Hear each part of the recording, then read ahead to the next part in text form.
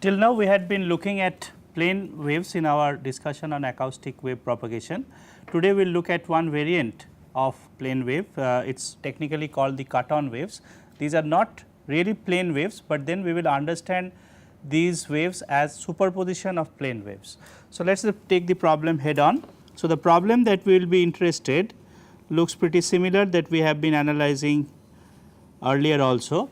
So, again to start with, there is a long infinite duct and we have already seen that sort of a problem, and the similarity also lies in the fact that it will be excited by a piston, but the piston till now we were taking as a rigid piston which would oscillate to and fro in the following fashion. So, these are the extreme configurations within which we were assuming that the piston would be oscillating.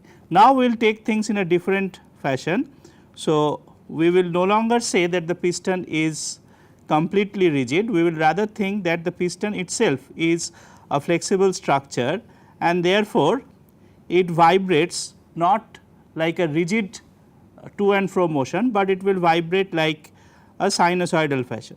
So, this is how it vibrates. So, each and every point of this piston is going to move up and down between these two dotted lines as is indicated.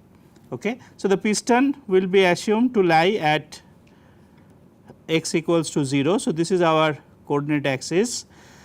So, the piston is at x equals to 0 and as usual this is an infinite wave infinite duct to start with. Okay. So, here we will refer to this problem which is called the cuton problem in acoustic ducts. Acoustic cuton modes is what specifically we wish to study.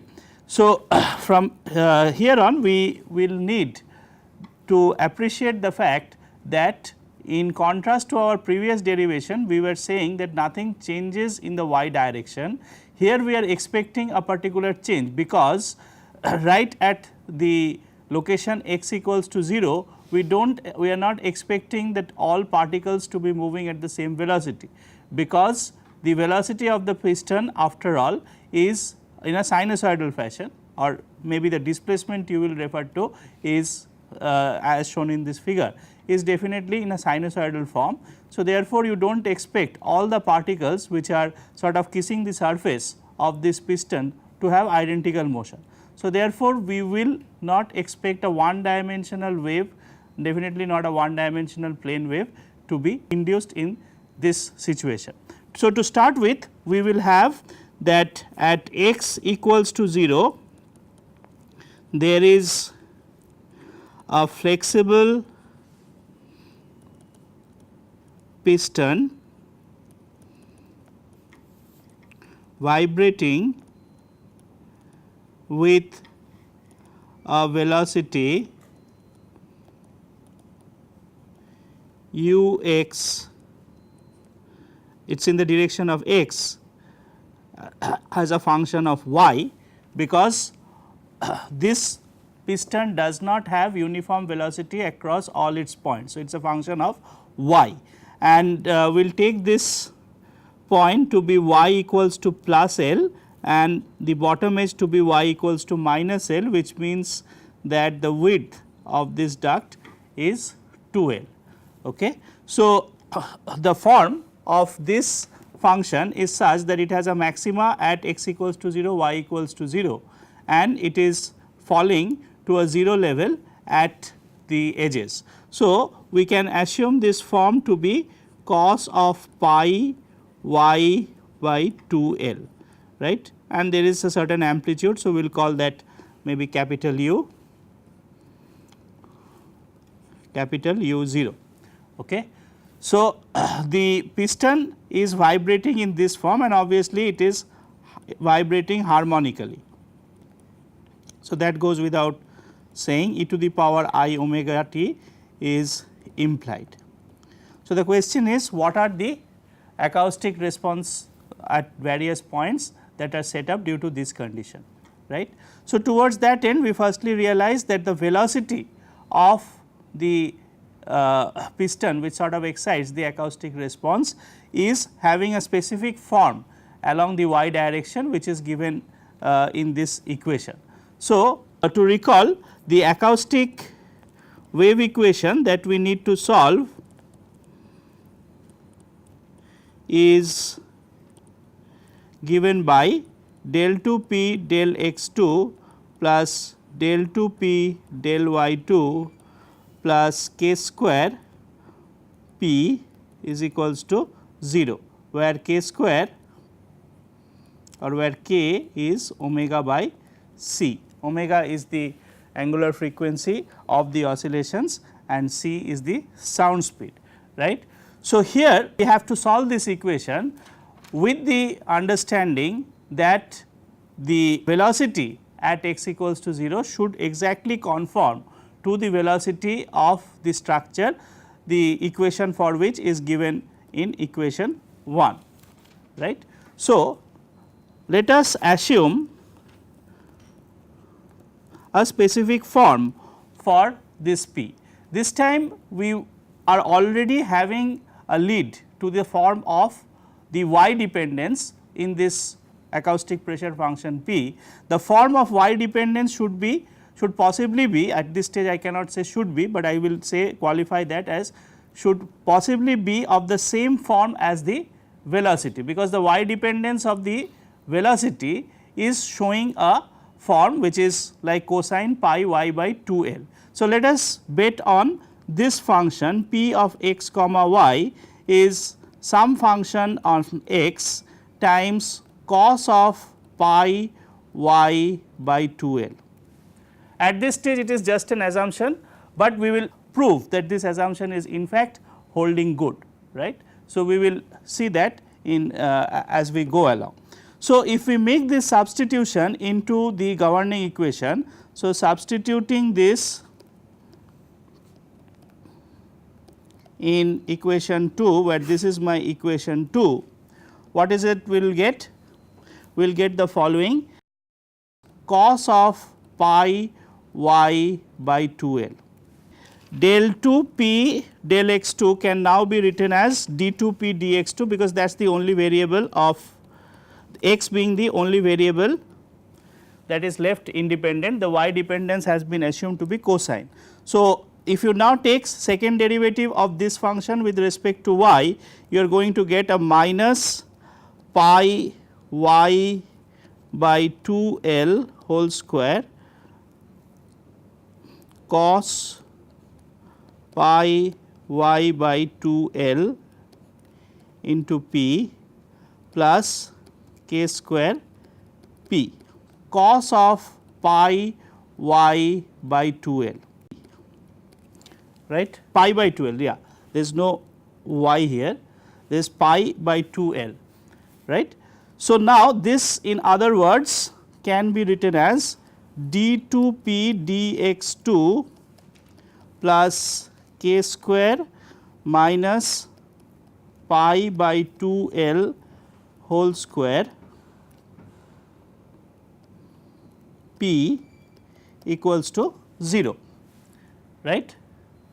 So, in the next step what I will do is I will just rewrite this in the following form: d 2 p dx 2 plus k x square p is equals to 0, where k x square is k square minus pi by 2l whole square.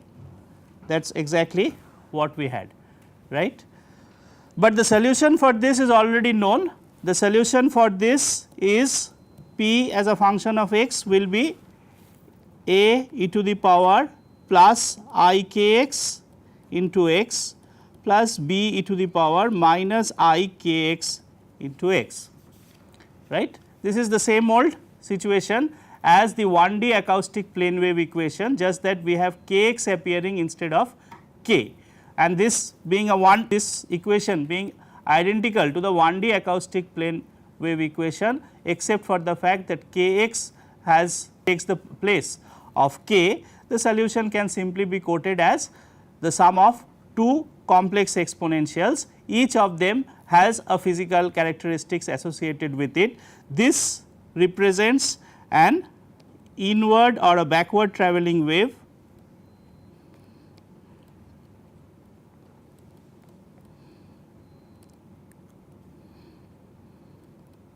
and this represents a forward travelling wave, because the time dependence is e to the power I omega t. So, we have thus argued that a wave is an incoming wave which is coming into the point x equals to 0, but we realize that in this situation this a wave is not plausible, because it is an incoming wave, there is no reflection that can come in, because we are at present dealing with a situation that the duct is infinite. So, the only wave that is expected because of an excitation at x equals to 0 is a forward wave within the duct. So, accordingly we will choose only the forward wave to be the solution. So, backward wave is implausible, thus P x will be chosen as b e or minus I k x into x, right. And now for what is the value of b, for that we will refer to the Euler equation or the momentum equation. So, that you will recall is given by the following: rho naught del u x del t is equals to minus del p del x, right, where u x is the, so this u x refers to the velocity, particle velocity along x direction.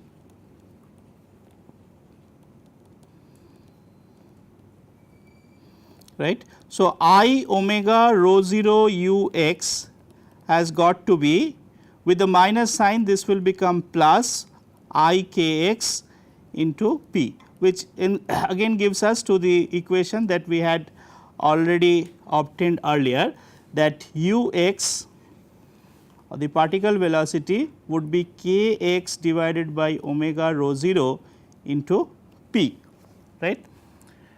So, therefore, the particle velocity is k x by omega rho 0 into b e to the power I minus k x x, but then that has p is a function of both x comma y, right, and x comma y is p x into cos of pi y by 2 L. So, we can bring that in.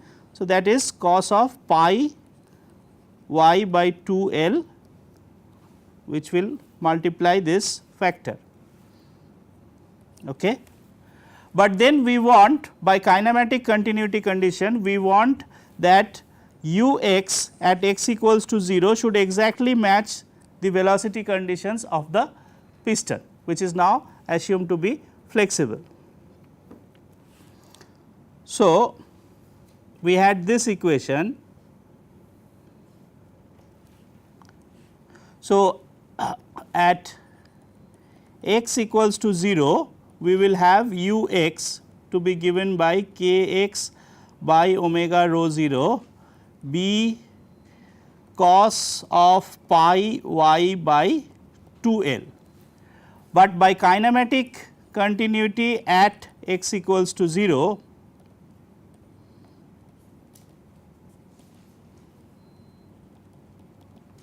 velocity of the structure must be equals to velocity of the neighboring acoustic fluid particles.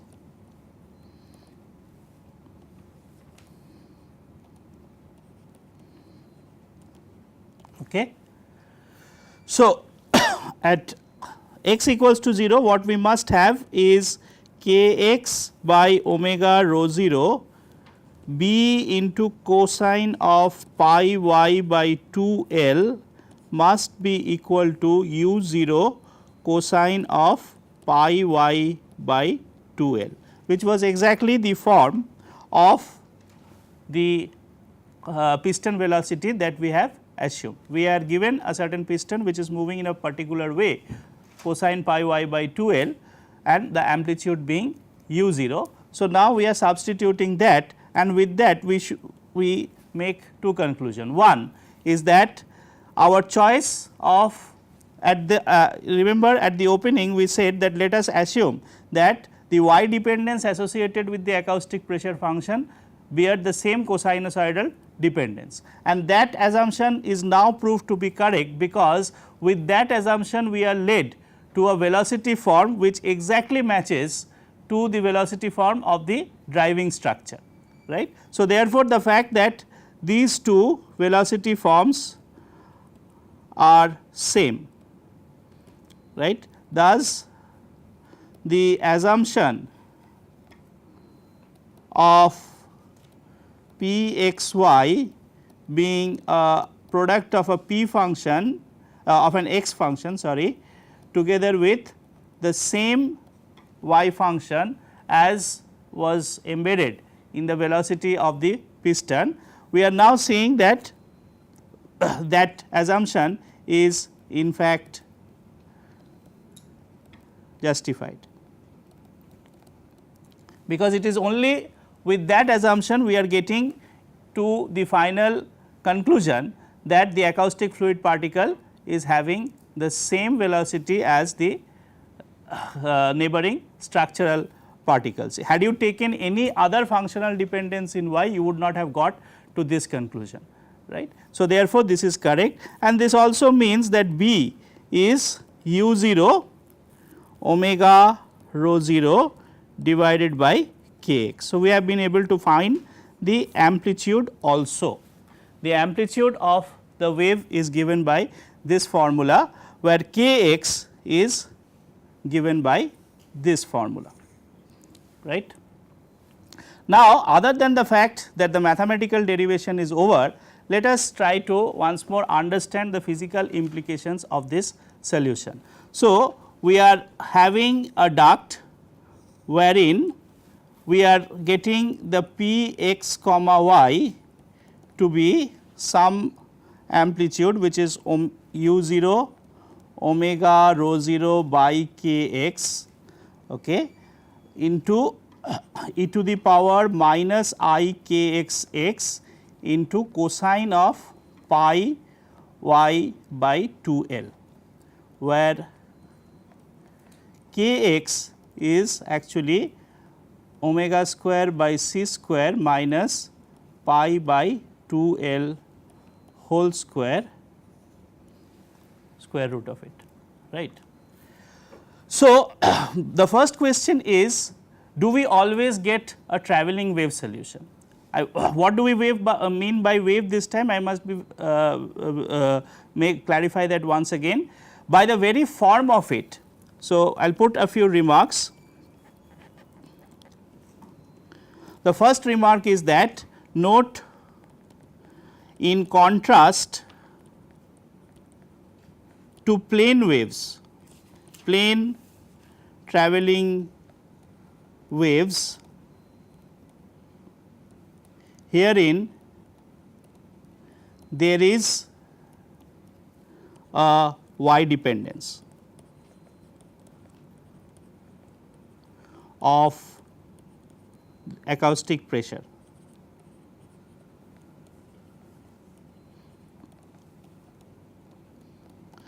By definition, a plane wave is a wave wherein perpendicular to the direction of travel we expected all the particles to have identical acoustic pressure, identical acoustic velocities.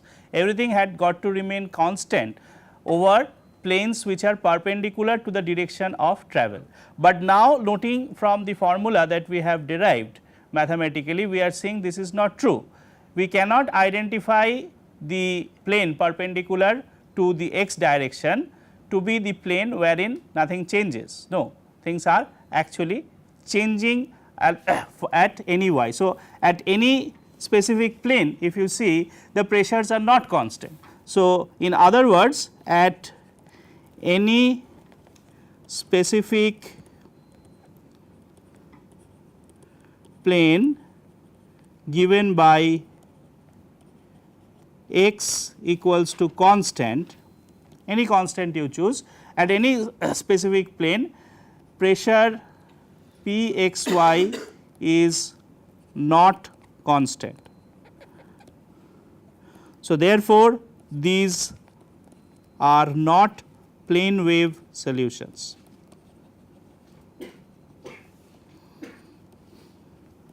Okay, so, this is our first encounter with waves which do not have a plane wave type of characteristics. But the next question is, are they travelling wave? So, here specifically the form that happens on along any x equals to constant line, the acoustic pressure will have the exactly same dependence as the velocity profile. So, if you take along this section, if you happen to compute what is the acoustic pressure, it will have the same sort of dependence as you had for the velocity of the piston, right. So, it no longer is a plane wave, but none the same it has a particular profile, right, the profile of which is as indicated in this red line.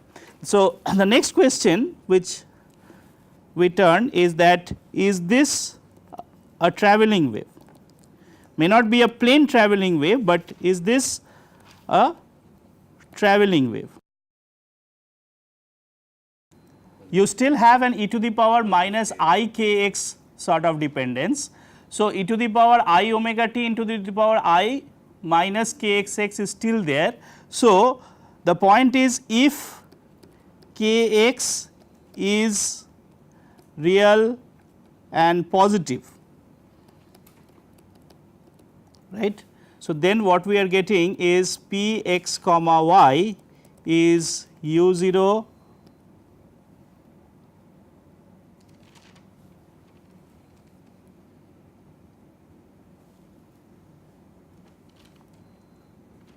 u 0 omega rho 0 by k x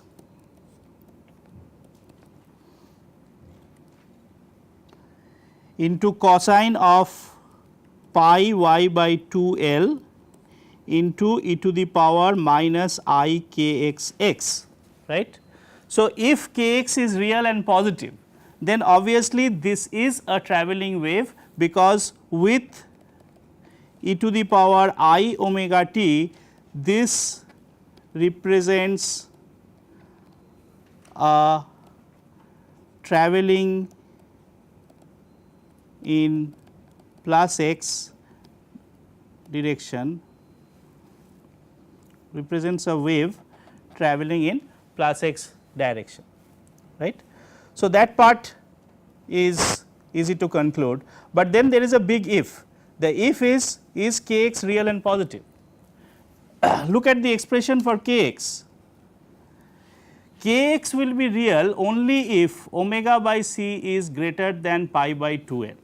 So, this wave will be a travelling wave provided omega by c is greater than pi by 2 L. So, from this equation, which I guess I should call it 3. So, from 3 it is clear that k x is real if and only if omega by c is greater than pi by 2 L, or omega is greater than pi by c, pi c by 2 L, right. So, in other words, yes, this is a travelling wave, but only for frequencies higher than a particular value, right. So, this is why it is called a cuton wave, because beyond a frequency it is a travelling wave. So, it is like a switch which is switching on at a frequency beyond this value pi c by 2 L, and only beyond this value the solution is that of a travelling wave, right. So, thus these waves are referred to as cuton. Sometimes it is also interpreted the other way round, cut off waves. So, what is the interpretation of cut off? So, definitely they exist at high frequencies, but when you are lowering your frequencies, below a critical limit the waves will no longer have a travelling nature.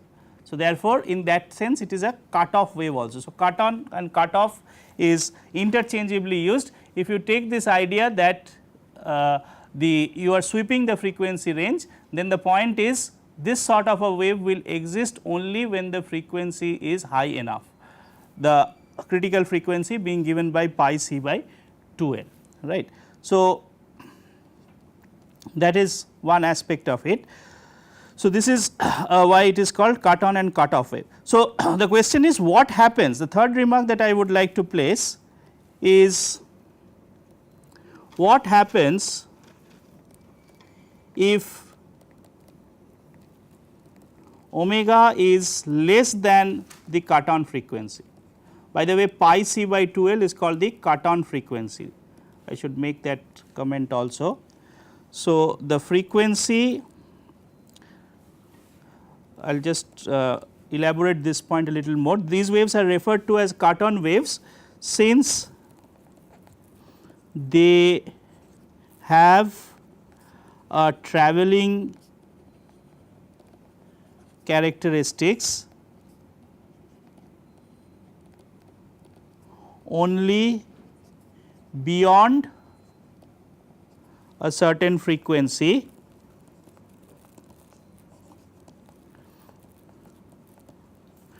this frequency is referred to as the cut on or cut off frequency. So, in the above case the cut off frequency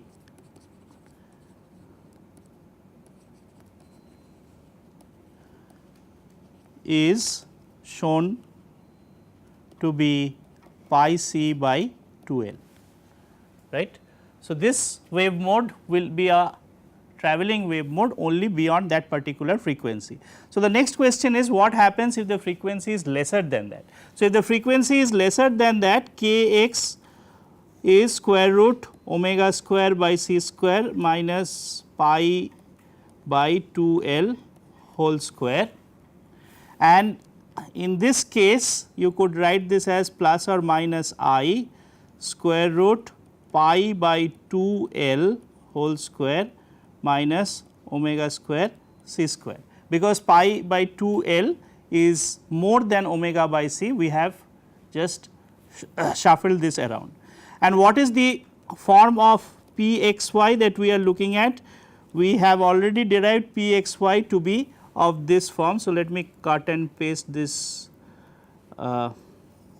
formula. So, copy.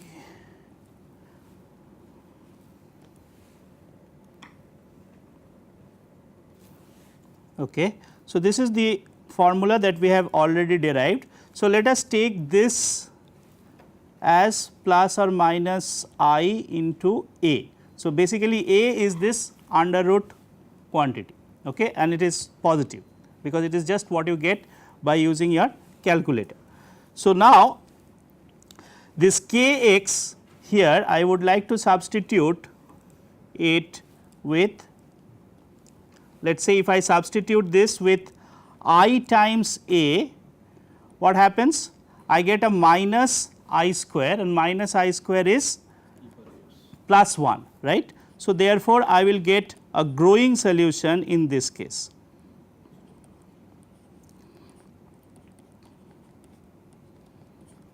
E to the power minus I square, which is plus 1 A x, and by our assumption that A has been chosen to be greater than 0, this implies a growing solution, which again is physically infeasible.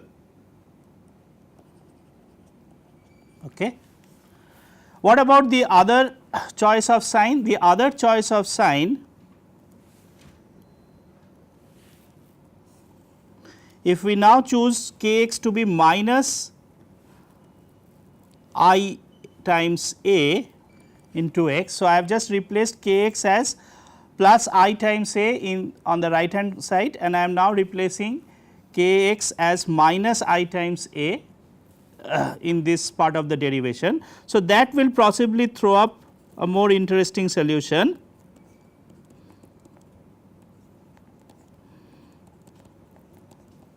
This part remains the same. So, this time you have e to the power minus a x as the solution. This is a decaying solution. So, it decays as it travels. So, here is your duct. So, some excitation is given at x equals to 0. Here what you see is that the response along x is decaying. So, after a certain distance away you are not going to get much of the acoustic pressure. So, whatever is happening in the region near to the source. So, again the situation of a near field or evanescent wave comes in, wherein you have the acoustic pressures to be active only near to the source, something which we had seen even in the previous problem where we took a bending wave to be travelling, and we saw that below the coincidence frequencies that there is only a near field region where the acoustic particles are active and you are getting an acoustic pressure, but the acoustic pressure rapidly decays in the direction transverse to the bending source. Here the interpretation of the source is that of the vibrating piston, which is vibrating in a sinusoidal fashion, and here you are seeing the same physical implications coming out, that it is only below a particular frequency which is technically termed as the cuton frequency, that you are getting an evanescent wave wherein the acoustic pressure waves are rapidly decaying within a region very close to the source, but far away from the source there is no response. So, here what we see is that far away from the source, and by far away I mean I choose x such that a times x is large, right. So, if I choose again a times x is like 10, then I would get a decay which is e to the power minus 10, which is pretty large number, right. So, that may be a pretty large value, large decay compared to what is happening at the source. So, far away from the source the acoustic pressure decays, right. So, these waves are called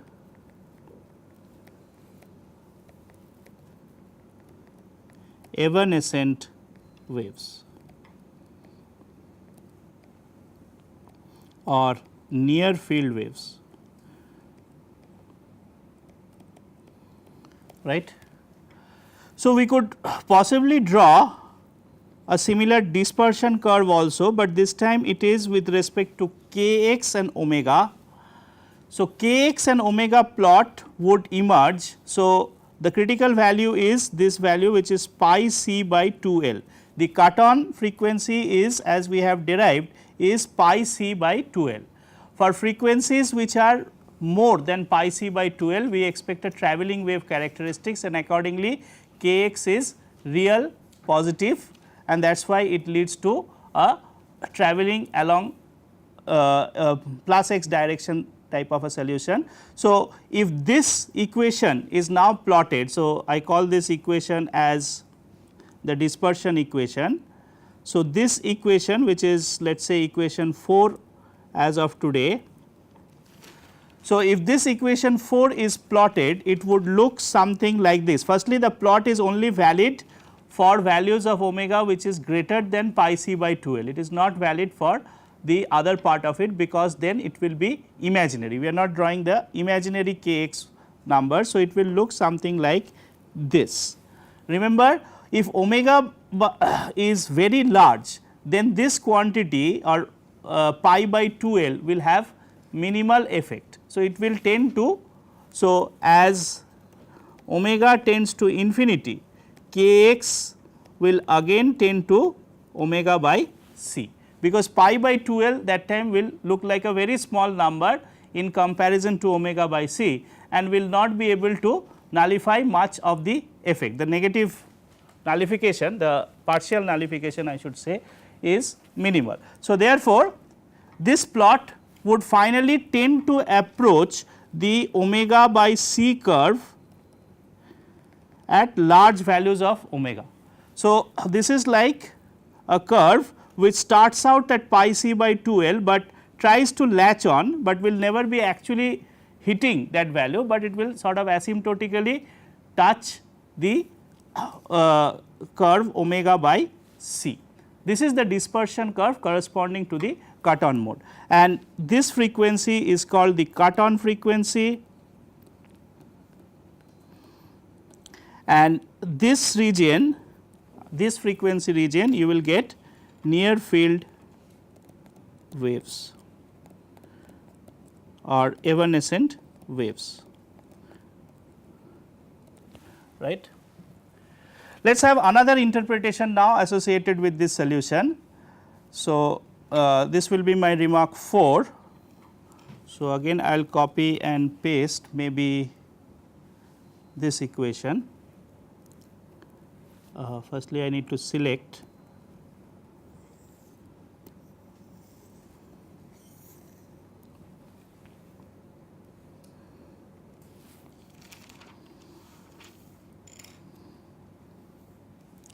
okay.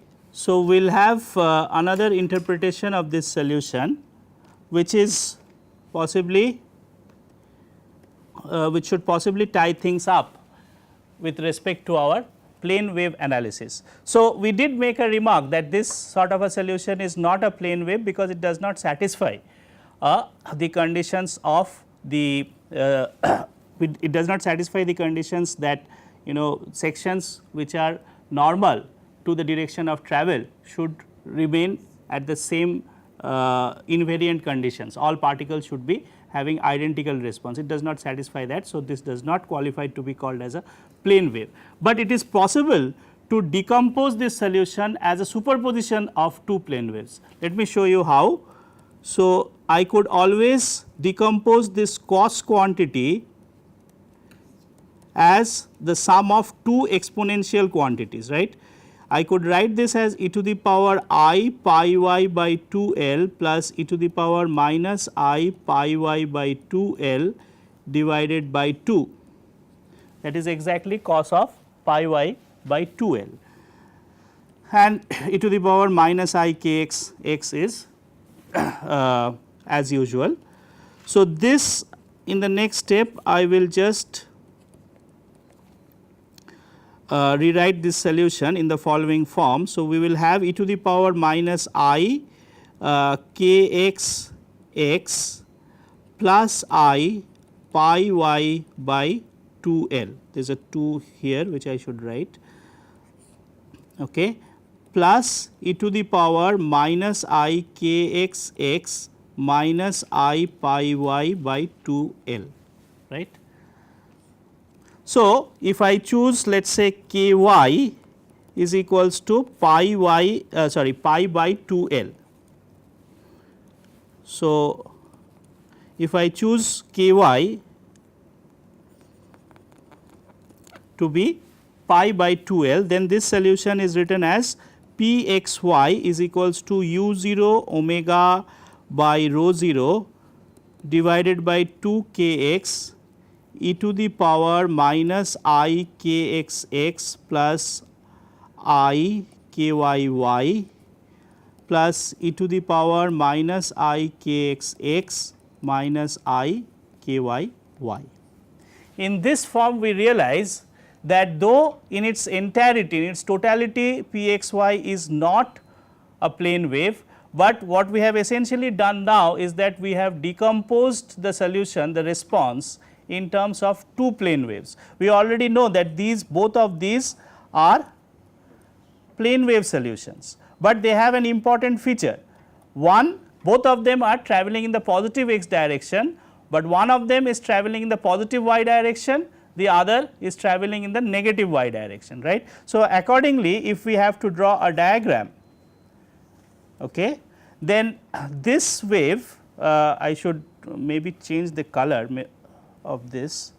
So, I will do this in red.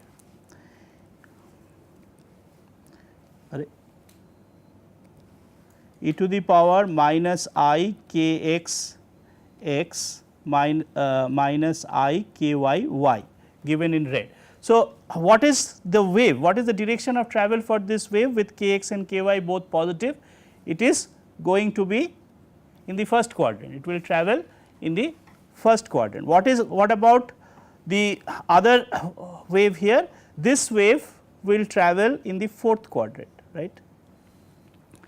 So, what you have here is that the total acoustic pressure is now seen to be the superposition of these two waves, one travelling in the first quadrant, the other travelling in the fourth quadrant. Together, as you can understand, a component of these two waves are travelling in the opposite directions with regard to the y direction, right. So, in the y direction you have a component of the red wave to be going in the upward direction, whereas a component of the blue wave is travelling in the negative direction. So, in the y direction you have two waves which are travelling in the opposite direction, and thus they create a standing wave in the y direction.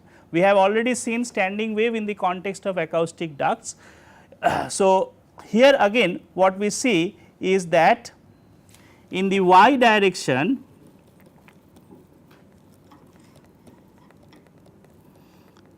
we have two oppositely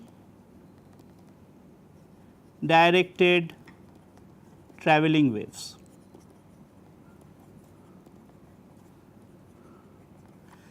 These superpose to give a standing wave along y, which is precisely this form cos pi y by 2l. So, cos pi y by 2l is like a mode shape, but that is only along the y. This observation does not hold for the x direction. In the x direction, the two waves are travelling in the identical direction. So, that is why it is travelling in x, but it is standing in y. So, there is a standing wave profile which is generated in the y direction, which travels along x. That is the interpretation of the cuton waves that I would like to bring about. So, basically what happens is that once you have an excitation which is anything but like of a rigid piston, not only this cosine, you can try it with anything else also. What will happen is that plane waves actually will emerge, but they will keep getting bouncing on and off. So, what will happen is that this will get reflected, this will get reflected. Now, you already know that the angle of incidence, angle of reflection formula, if you apply, what happens is that this will have a multiple reflection. There are plane waves, but these multiple reflections will keep happening, and these multiple reflections, note from the schematic figure itself, it is clear that these multiple reflections are not going to have any travelling characteristics in the y direction, but in totality the wave or the acoustic pressure profile will have a travelling wave characteristics in the y direction, in the x direction, but in the y direction it will remain stagnant or it will remain a standing wave, because it cannot escape in the y direction. It is always going to get reflected back within the domain, and as a result in the standing wave, there is a standing wave which is generated in the y direction, but in the x direction it is going to be a travelling wave. Okay. So, these are a very important class of waves which we have now encountered. These are called cuton waves. So, we will meet again in the next lecture, and then we will take it up from here. Thank you.